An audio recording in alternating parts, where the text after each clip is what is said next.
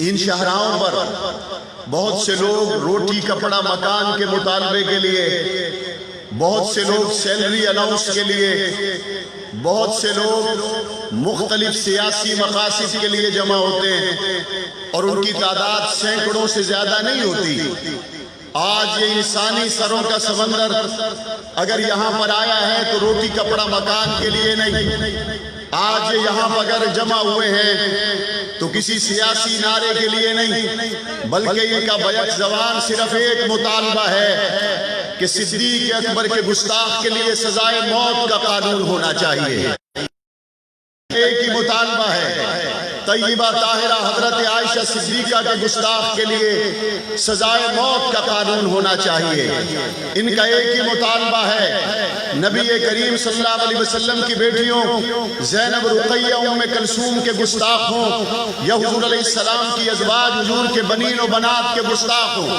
ان کے لیے سزائے موت کا قانون ہونا چاہیے۔ جب ہم اپنے ملک کے اندر موجودہ قوانین پر نظر ڈالتے تو ہمیں نظر آتا ہے اگر کوئی صحابہ کرام اہلبیت اسلام کی گستاخی کرتا ہے تو اس کے اوپر 298 کی ایف آئی آر درج کی جاتی ہے۔ 298 کیا ہے؟ 298 کا مطلب ہے یا تو صرف 3 سال تک اس کو سزا دی جائے گی، یا پھر اس کو صرف جرمانہ کر کے عدالتیں رہا کر دیں گی۔ نتیجہ کیا نکلتا ہے؟ نتیجہ یہ نکلتا ہے کہ گستاخ آزاد گھومتے ہیں۔ کمزور قانون ہونے کی وجہ سے وہ لوگ جب باہر آتے ہیں، یا کمزور عدالتی نظام کی وجہ سے جب ان کے مقدمات کو دہشت گردی کی عدالتوں کی بجائے دوسری عدالتوں میں سنا جاتا ہے، وہاں پر ججز کا فیصلہ بھی نہیں آتا کہ غازی خالد جیسے لوگ فیصلہ کرتے ہیں۔ وہاں پر ابھی جج کا قلم نہیں چلتا کہ کسی مسلمان کے ایمان کی چنگاری بڑھ اٹھتی ہے۔ ہم چاہتے ہیں کہ اس ملک کے اندر حقیقی امن کو قائم کرنے کا واحد راستہ قانون سازی ہو سکتا ہے۔ اس ملک کے اندر قانون سازی ہونی چاہیے۔ اگر 302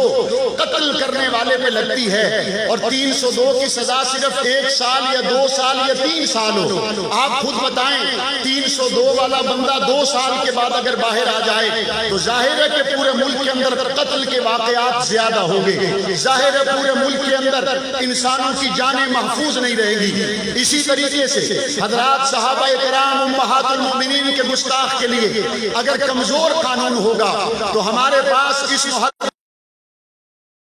کے قریب ایف آئی آر ہیں جن کے اندر نبی کی ازواج کو گالی دی گئی، جن کے اندر نبی کے اصحاب کو گالی دی گئی۔ اسلام آباد کے اندر کی جانے والی گستاخیاں، آپ لاہور اور کراچی کے اندر کی جانے والی گستاخیوں کو اگر دیکھیں تو یہ 1-2 دن کی بات نہیں، یہ تسلسل ہے۔ ہمارے صاحب بصیرت علماء کرام کے پیش نظر یہ آج سے نہیں، یہ پہلے سے تھا۔ ان گستاخیوں کو حضرت مفتی محمود رحمت اللہ علیہ نے دیکھا، اسی لیے انہوں نے وہ فتویٰ دیا۔ ہمارے اکابر کی بصیرت آج نہیں، ہمارے اکابر کے 40-50 سال پہلے فتوے اٹھا کے دیکھیں۔ اعلیٰ حضرت احمد رضا خان بریلوی ہوں، یا حضرت مفتی محمود ہوں، یا حضرت علامہ احسان الہی ظہیر شہید ہوں، یا آج کے دور کے اندر ہمارے مشائخ علماء کرام ہوں، انہوں نے اپنی بصیرت کے ساتھ جن خطرات کو محسوس کیا، اسی کے تسلسل میں، اسی کے نتیجے میں ان لوگوں نے کبھی اسمبلی کے اندر تحفظ ناموس صحابہ بل پیش کیا، تحفظ ناموس اہل بیت بل پیش کیا، شریعت بل پیش کیا۔ آپ لوگ سن چکے ہیں وہ ملعون جو اعلان کہتے ہیں کہ ہم خلفائے ثلاثہ کی خلافت کا انکار کرتے ہیں، وہ ملعون جو اعلان کہتے ہیں کہ جناب حضور کی بیٹیاں 4 نہیں، حضور کی بیٹیاں 3 ہیں، وہ ملعون جو اعلان کہتے ہیں کہ تحفظ بنیاد اسلام جس کے اندر خاتم النبیین کو لازمی کہا گیا، جس میں اللہ کی توحید کے تحفظ کی بات کی گئی، جس میں صحابہ کی عزت کی بات کی گئی، جس میں حضور کے بیٹے اور بیٹیوں کی بات کی گئی، اسی زمین پر وہ ملعون موجود ہے جو کہتے ہیں اس مقدس ڈاکومنٹ کی جگہ پنجاب اسمبلی نہیں بلکہ اس مقدس ڈاکومنٹ کی جگہ گھر ہو سکتا ہے۔ میرے نبی صلی اللہ علیہ وسلم کے صحابہ کی شان میں گستاخیوں کا یہ سلسلہ چلتے چلتے یہاں تک آج پہنچا۔ آج پورا ملک سراپا احتجاج ہے، پورے ملک کے عوام اور خواص سراپا احتجاج۔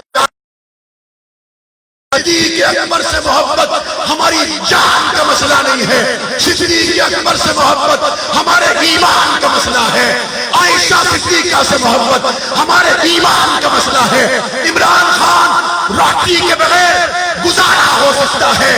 عمران خان نوکری کے بغیر گزارا ہو سکتا ہے، خدا کی قسم صدیق کے بغیر گزارا نہیں۔ نعرہ تکبیر، صداقت صدیق اکبر، مصطفیٰ کے ہم سفر، مصطفیٰ کے ہم سفر، چرچے ہیں جس کے عرش پر، چرچے ہیں جس کے رکھے ہوئے ہیں مفتی منیب الرحمان صاحب، مفتی تقی عثمانی صاحب، ڈاکٹر عادل صاحب، مظفر حسین شاہ صاحب، اورنگزیب فاروقی صاحب، حنیف جلندری صاحب، علامہ اہتمام الہی ذکیر صاحب، قاضی عبدالرشید صاحب، آپ صدیق اکبر کی غلامی کے لیے آواز دیجئے گا، آپ کا پسینہ گرے گا، ہم خون بہانے کے لیے تیار ہیں۔ ضابطۂ اخلاق یہ طے ہوا تھا کہ جلسہ گاہ میں